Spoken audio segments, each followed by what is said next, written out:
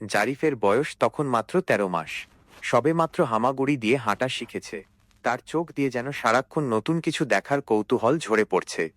জারিফের চাচা একজন ক্রিকেটার।